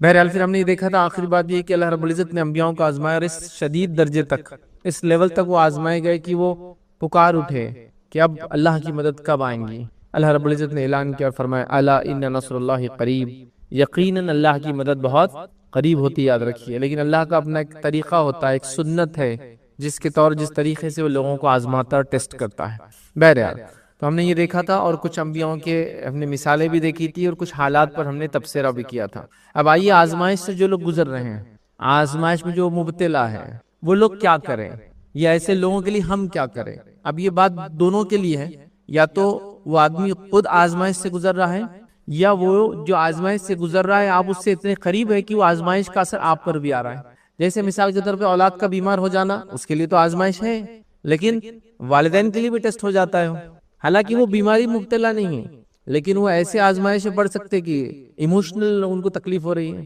ٹھیک ہے، والدین تو ان کو فائنینشیل ایشوز نہیں ہے، لیکن ایموشنل تو تکلیف ہو رہی ہے نا، ایک بچہ بیمار ہے۔ کبھی ایسا بھی ہو سکتا ہے ایموشنل بھی پریشان ہے، فائنینشیل بھی پریشان ہے، کبھی ہیلپ نہیں ہے، اویلیبلٹی نہیں ہے دواخانوں، کئی چیزیں ہوتی ہیں۔ تو کئی لوگ آزمائش میں مبتلا ہوتے ہیں، سارے لوگ ٹیسٹ کیے جاتے ہیں، بچوں کے نکاح نہیں ہونے سے، نکاح ہو کر مسائل ہونے سے، بیمار ہونے سے، تو یہ اس کے لیے بھی ہے جو گزر رہا ہے، اور اس کے لیے بھی جو اس کے اطراف میں ہے، جو اس کو اثر کو محسوس کرتا ہے، یا ڈائریکٹ اس کا بھی ریلیشن شپ ہے اس تکلیف سے، وہ بھی گزرتا ہے۔ تو دونوں کے لیے پوائنٹ سیم ہے کہ اب آزمائش سے گزر رہے ہیں تو کیا کرے، یا کوئی گزر رہا ہے میں دیکھ رہا ہوں تو میں کیا کروں، وہ بھی اس کے اندر باتیں انشاءاللہ عزیز آئیں گی، اور یہ اہم چیزیں یاد رکھیں۔ تو آئیے پہلی چیز، اگر کوئی انسان آزمائش سے گزر رہا ہے، وہ ٹیسٹ سے گزر رہا ہے، اور آزمائش کیا ہوتی ہے تفصیلات ہم رکھ چکے، اس لیے اب اس کے ڈیٹیلز میں ہم نہیں جا رہے ہیں۔ تو اگر وہ ٹیسٹ سے گزر رہا ہے تو سب سے پہلی چیز یاد رکھیں جو اس کو کرنا ہے، اور اس کے ساتھ والوں کو کرنا ہے، یا اس کو تلقین کرنا ہے، اس کے ساتھ والوں نے یہ کرنا ہے، وہ ہے صبر۔ چونکہ جب آزمائش آتی ہے، ٹیسٹ آتا ہے، تو لوگ پریشان ہو جاتے ہیں، یاد رکھیں۔ اور یقیناً یہ مختلف درجات میں جب آزمائشیں ہوتی ہے، مختلف طریقے سے انسان ٹیسٹ ہوتا ہے تو انسان ٹوٹ جاتا ہے. تو سب سے اہم چیز یاد رکھیے، اس کو وہاں صبر کی ضرورت ہے، اور صبر کی تلقین اس آدمی کو کی جائے جو آزمائش سے گزر رہا ہے، صبر کی تلقین اس کے اطراف کے لوگوں کو کی جائے، اور صبر کے تعلق سے لوگوں کو بتایا جائے. یاد رکھیے بڑی اہم چیز ہے، یاد رکھیے. اور صبر بڑی اہم، جس کو کہتے ہیں ایک صفت ہے جو ایک مومن، جس کو مومن کہیں گے، ایک مومنانہ ایسی صفت ہے کہ اس کے بغیر کسی مومن کا تصور نہیں. یاد رکھیے علماء لکھتے ہیں دو صفتیں ایسی ہیں اتنی اہم ہے اپنے آپ میں کہ اگر یوں کہا جائے کہ اسلام ایک پرندہ ہے اور اس کے دو پر ہیں، تو دو پر کون سے؟ وہ لکھتے ہیں ایک صبر اور ایک شکر. یہ دو صفتیں اتنی امپورٹنٹ کیریکٹرسٹکس ایک مومن کے کہ اس کے بغیر ایک مومن کا تصور نہیں ہے، ایک صبر اور شکر. اور دونوں کی خصوصیت یہ ہے، ایک ہوتا ہے تو دوسرا ہوتا ہے، اور ایک چلا جاتا ہے دوسرا بھی چلا جاتا ہے. صبر ہے تو شکر بھی آتا ہے، شکر ہے تو صبر بھی ہوتا ہے. ایک نکل جائے دوسرا بھی چلا جاتا ہے، صبر نکل گیا شکر چلا گیا، شکر نکل گیا صبر بھی نکل جاتا ہے. تو یہ دو بڑی اہم صفت ہے، صبر ہر حال میں، شکر ہر حال میں.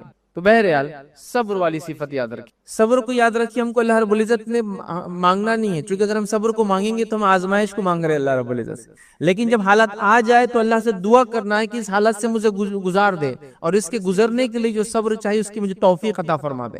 تو ہم خود صبر کریں. اگر ہم آزمائش سے، بیماری سے، دکھ ہے، تکلیف ہے، مصیبت ہے، چوری ہے، ڈکیتی ہے، ظلم ہے، زیادتی ہے، جان و مال کا خطرہ ہے، ساری چیزیں ہو سکتی ہے. مطلب این نمبر آف ایشوز ایک انسان کے لائف میں ہو سکتے ہیں، ہزار قسم کی مصیبتوں سے ایک انسان گزر سکتا ہے. یاد رکھیں تو ہم کو صبر کرنا ہے، یاد رکھیں. اور اس کے اطراف والے بھی کیا کرے؟ اس کو صبر کی تلقین کرے. یا اگر میں ہوں تھرڈ پرسن تو میرا بھی کام ہے اس کو صبر کی تلقین کروں، اور اس کے اطراف والوں کو بھی صبر کی تلقین کروں، کیونکہ اس سے ایک ماحول بنتا ہے. یاد رکھیں.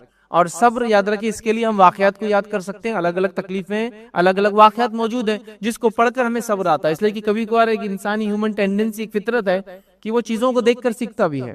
تو اگر ہم اس کو اس سے بڑے صبر کا واقعہ سنا دے تو اس کو چھوٹے پہ صبر آ جاتا ہے. ایک دم نیچرل چیز ہے. یاد رکھیے جیسا کوئی کہے کہ فلاں آدمی بیمار ہے اور بیماری سے وہ مایوس ہو چکا ہے، تو دوسرا آدمی کہتا ہے فلاں کو تو کینسر ہے، پھر بھی دیکھو کتنا حشاش اور بشاش جی رہا ہے زندگی، اس کو تو بتا دیا گیا 1 سال میں اس کی موت آ جائیں گی، پھر بھی دیکھو خوش ہے. تو آدمی کو اس سے تھوڑا مضبوطی آتی ہے، اچھا لوگ ایسے بھی دنیا سے گزر رہے ہیں، آپ اتنے سے مصیبت پہ پریشان ہیں، اس کو دیکھو. تو کبھی کبھار صبر کے ایگزامپلز دیکھنے سے ہم میں صبر آتا ہے. تو ہم انبیاءوں کے واقعات میں، بیماری ہے تو ایوب علیہ السلام کو لے لے، مصیبت اور دکھ ہے اولاد یا رشتہ دار کے گمنے سے، یعقوب علیہ السلام کو لے لے، بیجا جیل میں ڈال دیے گئے تو یوسف علیہ السلام کو لے لے، ہے نا. نبی اکرم صلی اللہ علیہ وسلم کی زندگی میں تو ہر واقعہ، بیماری سے لے کر، دکھ سے لے کر، تکلیف سے لے کر، بچیوں کے طلاق سے لے کر، کیا کیا نہیں ہو، بائیکاٹ سے لے کر، ہجرت سے لے کر، ستائے جانے سے لے کر، مارے جانے سے لے کر، کیا مطلب ساری چیزیں مل جائیں گی آپ.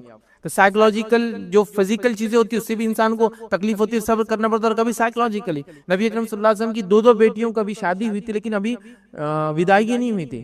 ابو لہب کے 2 بیٹوں سے نکاح ہوا تھا، ودائیگی نہیں ہوئی تھی، دونوں نے طلاق دے دی، اس لیے کہ نبی اکرم صلی اللہ علیہ وسلم نے ایمان کا کھل کر دعویٰ کر دیا. ابو لہب نے کہا کہ میں تکلیف دینے کے لیے نبی اکرم صلی اللہ علیہ وسلم دونوں بیٹیوں کو طلاق دے دی. اب ایک انسان کتنے ایموشنل ڈیمیج ہوتا ہے اس کو جب اس طرح سے کوئی واقعہ ہوتا ہے. ودائیگی نہیں ہوئی تھی، ٹھیک ہے. تو بہرحال یہ تمام چیزیں ان سے گزرنا ہے، تو آپ اس سے بڑے واقعات کو دیکھیں جو ہوئے ہیں، اور اس سے انسان کو پھر صبر آتا ہے، وہ صبر حاصل کرتا ہے. اور اللہ رب العزت سے یاد رکھے توفیق طلب کریں کہ اللہ اس حالت سے ہم کو نکال دے. تو سب سے پہلا کام آزمائش سے جو بھی شخص گزر رہا ہے اس کو ہم صبر کی تلقین کریں گے، اطراف کے لوگ صبر کی تلقین کریں گے، اور وہ خود بھی صبر کریں، جس کے لیے یا تو نصیحت اور واعظ کی جائیں گی، یا پھر اس کو ایسے واقعات سنائے جائیں گے جو اس سے زیادہ صبر کہتے ہیں، جس سے اس کو صبر آ جائے اور وہ اس پہ ڈٹ جائے اور اس تکلیف سے، اس آزمائش سے گزر جائے آسانی سے. یاد رکھیں اور صبر بڑی اہم چیز ہے، یاد رکھیں اس کے بڑے فائدے ہیں. نبی اکرم صلی اللہ علیہ وسلم فرماتے ہیں، حدیث ہے، بہرحال طویل حدیث ہے، بس مفہوم کے طور پہ کچھ باتیں اس کی بہرحال رکھ رہا ہوں. یاد رکھیے کہ نبی اکرم صلی اللہ علیہ وسلم فرماتے ہیں، جب ایک مثال موت کی لے لیجیے، اس میں صبر کرنا ہے، تو مثال اللہ کے رسول صلی اللہ علیہ وسلم فرماتے ہیں کہ جب اللہ رب العزت کسی کے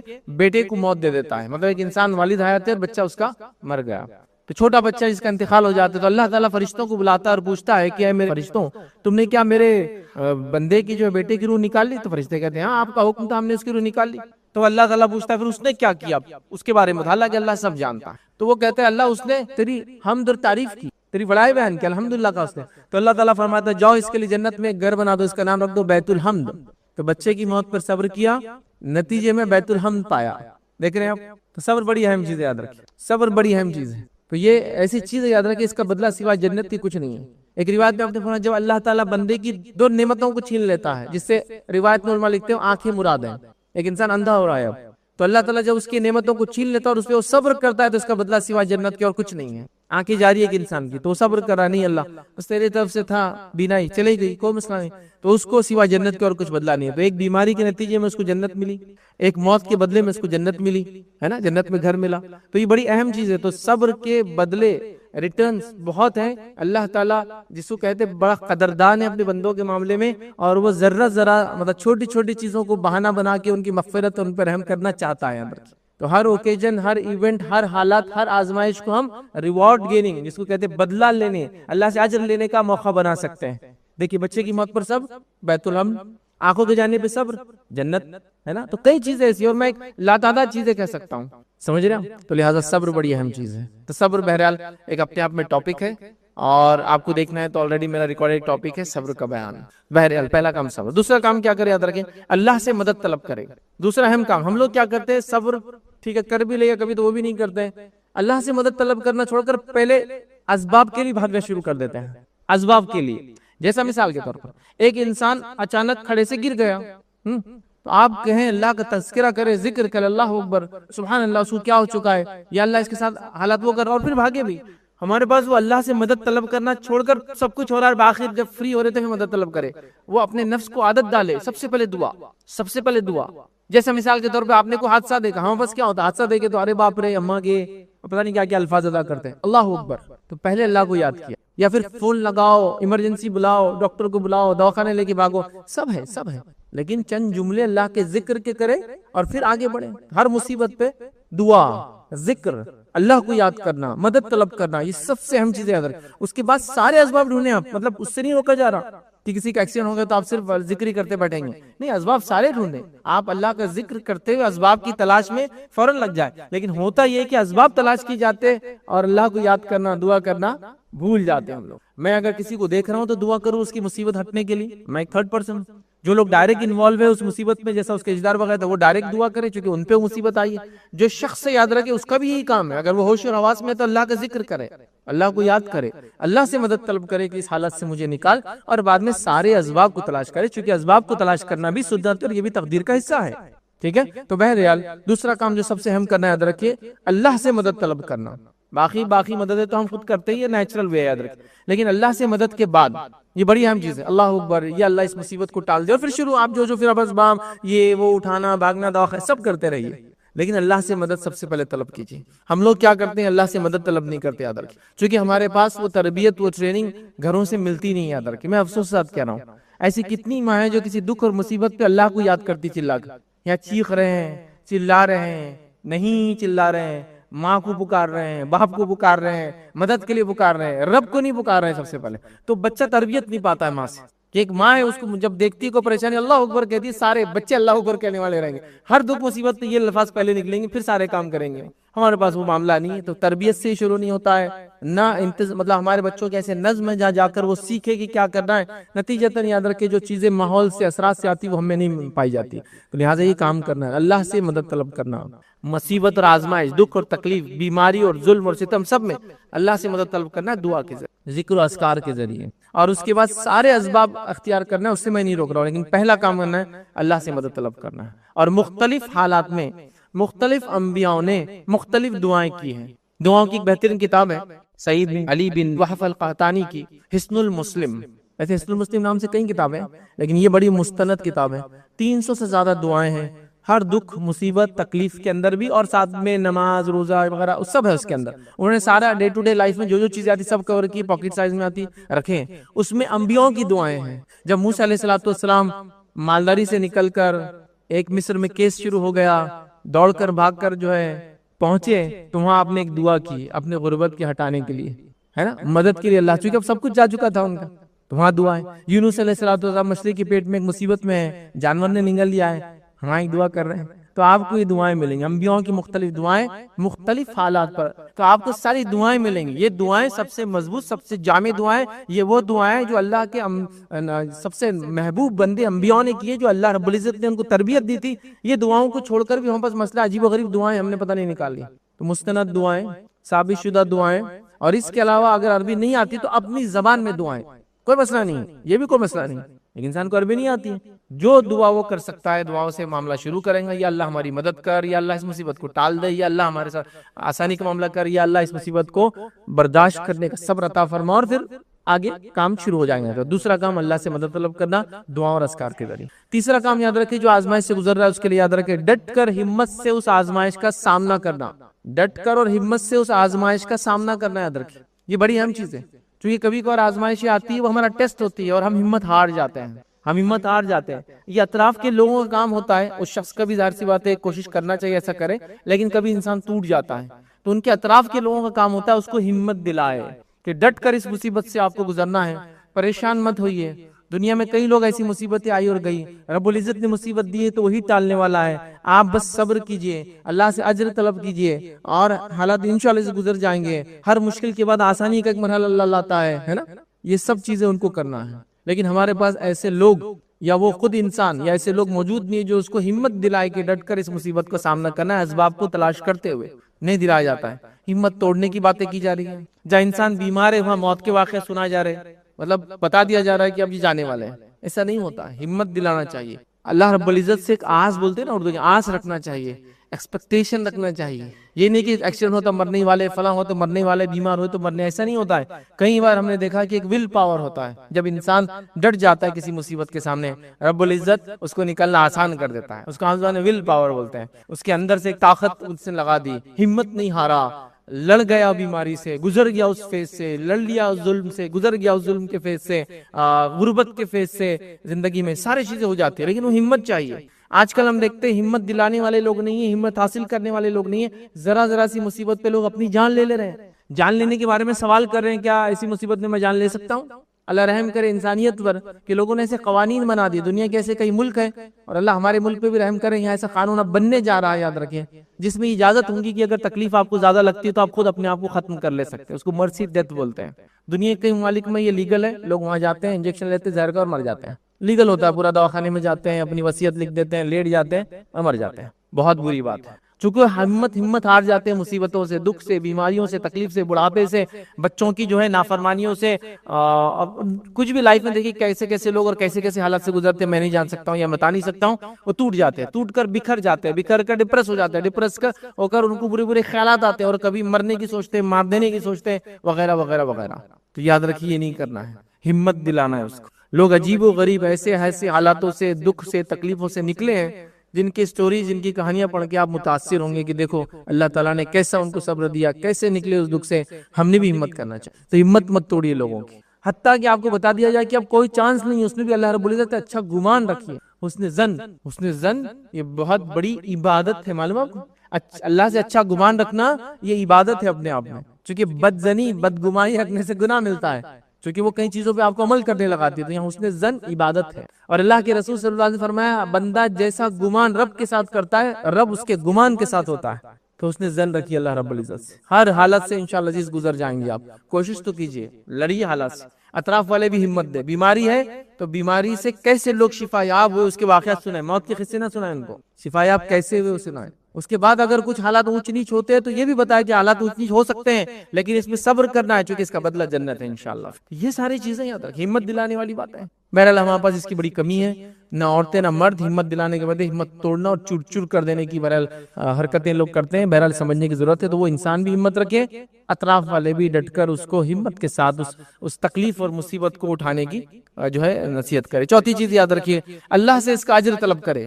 جب بھی کوئی مصیبت, دکھ, تکلیف آئے تو ہم ہمیشہ اللہ سے اس کا اجر طلب کریں. یا اللہ میں اس کا اجر طلب کرتا ہوں اس تکلیف کا تجھ سے, میں تیری خاطر اس کو برداشت کر رہا ہوں, میں جنت کی خاطر اس کو برداشت کر رہا ہوں, میں جہنم سے آگ سے بچنے کے لیے اس تکلیف کو برداشت کر رہا ہوں, صرف تیری خاطر. اجر طلب کرے اللہ سے, اس کا ریوارڈ ہے. یاد رکھیے, جب بندہ کسی تکلیف کو برداشت کرتا ہے اور اللہ سے اجر طلب کرتا ہے, اجر طلب کرنے کی نیت سے, تو پھر اللہ تعالیٰ سے کیا کرتا ہے, اجر دیتا ہے. یاد رکھیے. تو لہٰذا یہ پارٹ بھی ہم بھول جاتے ہیں. ہم اللہ سے اجر طلب کریں, یا اللہ میں اس مصیبت سے, غربت سے, دکھ سے, ظلم سے, ستم سے, برائی سے, تکلیف سے, ذہنی تکلیف سے, ڈپریشن سے, وغیرہ وغیرہ سے گزر رہا ہوں, میں تجھ سے اس کا بہترین بدل چاہتا ہوں. اب وہ بدل دنیا میں یہ ہو سکتا ہے کہ بیماری سے اللہ تعالیٰ شفا میں تبدیل کر دے, غربت کو مالداری میں تبدیل کر دے, برے حالات کو امن میں تبدیل کر دے, یا پھر دوسرا یہ ہو سکتا ہے کہ آخرت میں اس کا بدلہ ملے. تو اجر طلب کرنا بڑی اہم چیز ہے. ہم لوگ اجر طلب نہیں کرتے ہیں. ہم لوگوں میں سے اکثر لوگ بدنیت نہیں ہوتے لیکن ہم بے نیت ہوتے ہیں. کوئی انٹینشن ہی نہیں ہمارا کسی کام کے پیچھے. نیت ہونا چاہیے. اگر ایک مباح کام کے پیچھے بھی نیت اچھی ہو جائے تو وہ بھی اجر دینا شروع کر دیتی ہے. کھانا پینا انسانی ضرورت ہے, مباح کام ہے, کرنا ہے, جینا ہے تو, لیکن نیت اچھی کر لے, اس کے پیچھے بھی انٹینشن کہ اللہ اس لیے کہہ رہا ہوں کہ اس سے صحت ہوں گی, اس سے عبادتیں کروں گا, لوگوں کی مدد کروں گا, اچھا جسم ہوں گا تو بہت سارے اچھے کام کروں گا, کھانا بھی آپ کا اجر دینا شروع کر دیں گا آپ کو. مثال کے طور پہ گھر میں آپ نے کھڑکی لگائی, کیوں لگائی؟ ہوا آئیں گی, اچھی ہوا تو آئیں گی, لیکن نیت یہ کہ اس سے کوئی مدد کو پکارے گا تو میں چلے جاؤں گا, اذان کی آواز آئیں گی تو میں نماز کو جاؤں گا, ہے نا, اور فلاں ہوں گا, اچھی ہوا تو آنے ہی والی ہے, اس سے وہ فائدے نہیں جائیں گے اس, لیکن انٹینشن بدل کے اب جب تک کھڑکی لگی اجر دیں گے. کیوں؟ تو آپ کی نیت یہ تھی کہ اس سے یہ فائدے اٹھائے. گھر بنائے آپ نے, سب بناتے ہیں اپنی حفاظت کے لیے بناتے ہیں, اچھی زندگی کے لیے گزارتے ہیں, لیکن آپ یہ کہیں کہ اللہ میں اچھا کر اس لیے بنا رہا ہوں کہ اس کے اندر میرے بیوی بچے محفوظ رہیں گے, فلاں فلاں فلاں ہوں گے, تو یہ گھر بھی اجر دیں گا. تو مباح چیز کے بچے اچھی نیت اجر دینا شروع کر دیتی وہ چیزیں. تو لہٰذا تکلیف ہے, دکھ ہے, بیماری ہے, پریشانی, ظلم ہے, ستم ہے, تو ابھی رونا دھونا, جزا فضا, تقدیر کو کوسنا یہ نہیں کرنا ہے, اللہ سے اجر طلب کرنا ہے. اے اللہ یہ مصیبت سے ہم گزر رہے ہیں تیری خاطر, تو اس کا بہترین بدلہ عطا فرما. یہ کرنا ہے, یاد رکھیے. تو اللہ سے اجر طلب کرنا ہے جب بھی مصیبت سے ہم لوگ گزرے, یاد رکھیے. پانچویں چیز یاد رکھیے, بڑی اہم چیز ہے وہ یاد رکھیے, وہ یہ ہے کہ شیطان کو آپ کو بہکانے کا اس موقع پر موقع نہیں دینا. یہاں اگر شیطان کو آپ نے چانس دیا بہکانے کا تو شیطان آپ کو لے ڈوبیں گا بھی, یاد رکھیے. کیوں؟ تو آپ دکھ اور تکلیف میں ہیں. یہاں وہ آپ کو ایسے ایسے خیالات لائیں گا, اللہ تجھے بھلا چکا ہے, اتنی عبادتیں کر کے کیا فائدہ ہوا ہے, گناہگار تو تیرے سے اچھے رہے, ان کو تو کچھ ہوا نہیں, تجھے ہو گیا ہے. وہ لوگ اللہ کی عبادت نہیں کر کے ان کو ناراض کر کے امیر ہے, تو اپنے بارے میں سوچ, تو غربت میں زندگی گزار رہا ہے. وہ لوگ تو سب کچھ کر رہے ہیں دنیا کا فائدہ اور پھر بھی ان پہ ظلم نہیں ہو رہا ہے, تو عبادت کر کے تیرے پہ ظلم ہو رہا ہے, سوچ اپنے بارے میں. اور یہاں آ کر وہ چمٹی لے لیتا ہے, یہاں آ کر وہ بہکا دیتا ہے, یہاں آ کر وہ اجر ضائع کر دیتا. اب دعا بھی گئی, اجر طلب کرنا بھی گیا, اب شروع ہو جاتا وہ مرحلہ جس سے اکثر ہم مسلمان گزرتے ہیں. میں آپ کو ایسے مثالیں دوں گا, آپ کا یہاں یہ سب ہو رہا ہے, اکثر گزرتے ہیں. جزا اور فضا, تقدیر کو کوسنا, اللہ سے بدگمان ہو جانا, نماز اور روزے چھوڑ دینا, حتیٰ کہ لوگ کہہ رہے کہ شاید میں حق پر تھا ہی نہیں, یہ دینی حق نہیں ہے, میں شاید کسی غلط طریقے پہ تھا, نتیجتاً میرے ساتھ یہ ہوا. یہاں وہ زبردست چھوڑ دیتا ہے. لاکھیات زبردست. یاد رکھ, بچیوں کی شادی نہیں ہوئی, والد نے اللہ سے بدگمانی کر لی, ہو رہا یہ. والدائیں والد سنی, پتہ نہیں اللہ بھول گیا ہم کو, نعوذ باللہ. سبحان اللہ تعالیٰ کا علم سب کو گھیرے ہوئے, کسی کو نہیں بھولتا, یاد رکھیے, کسی کو نہیں. اللہ بھول گیا شاید ہم کو, اللہ سنتا ہے نہیں سنتا, میرے کو شک ہو رہا ہے, نعوذ باللہ. یہ الفاظ میں نے سنے لو, ہم نے اتنی دعائیں کی, اور یہ کوئی بہت بڑی مصیبت بھی نہیں کہ جسمانی مصیبت آ گئی, غربت میں مر رہے ہیں, ظالم بادشاہ ان کو مار رہا ہے, روز ایک انگلی توڑ کے, نہیں, simple test, simple routine of life بولی چلے, ٹیسٹ بھی نہیں بولیں گے اس کو. زندگی کے اندر جینا ہے تو کچھ نہ کچھ چیزیں کرنا ہوتی ہے, لائف کا ایک پارٹ ہے نا. گاڑی چلائیں گے تو ایکسیڈنٹ ہو سکتے ہیں, کوئی آپ کو کٹ مار کے چلا جاتا ہے, کوئی آپ کو ڈیش مار دیتا ہے, کوئی ریش مار دیتا ہے, یہ پارٹ ہے اس ایکٹیویٹی کا جو آپ کر رہے ہیں, ڈرائیونگ. اس سے بھی آپ پریشان ہو جائے تو کیسے ہوں گا. اتنی چیزوں پہ اللہ ہم کو بلا چکا ہے, اللہ بھول چکا ہے, نعوذ باللہ. اللہ سنتا نہیں ہے. اللہ نے ہمارے ساتھ ہی ایسا کیوں کیا, سوال, سبحان اللہ, سوال کرنے لگ جاتے. ان کو 10 بیٹے نہیں مرا, ہمارا ایک بیٹا تھا مر گیا. اللہ نعوذ باللہ کتنا ظالم ہے. یہ الفاظ ہی میں نے سنے. اللہ کو ہمارا ہی بیٹا چھیننا تھا کیا؟ ہم اتنے غریب ہے, پریشان حال ہے, پورے شہر میں, پورے بستی میں مالدار لوگ ہیں, کسی گھر چوری نہیں ہوئی, ہمارے گھر ہی چوری ہو گئی. یہ کیسا اللہ کا فیصلہ ہے, انصاف ہے, سمجھ رہے آپ؟ اب اللہ کے عدل پر, انصاف پر, اس کی بادشاہت پر, اس کے سمیع ہونے پر, اس کے بصیر ہونے پر, اس کے خبیر ہونے پر سوالات اٹھا رہے ہیں آپ, ایک کے بعد ایک. جزا فضا کر رہے ہیں, تقدیر کو کوس رہے ہیں, قسمت میں ایسا کیوں تھا ہمارے, ہم نے تو اتنی نیکی کی, اب ہم فلانی کریں گے, فلانی کریں گے, یہ چھوڑ دیں گے, وہ چھوڑ دیں گے, اب تک میں یہ کرتا تھا, اب نہیں کروں گا. ایک مصیبت آئی اور لائف چینج ہو کر اچھا مسلمان بننے کے بدلے ایک مصیبت آئی, علم نہیں تھا, لائف چینج ہو کے ایک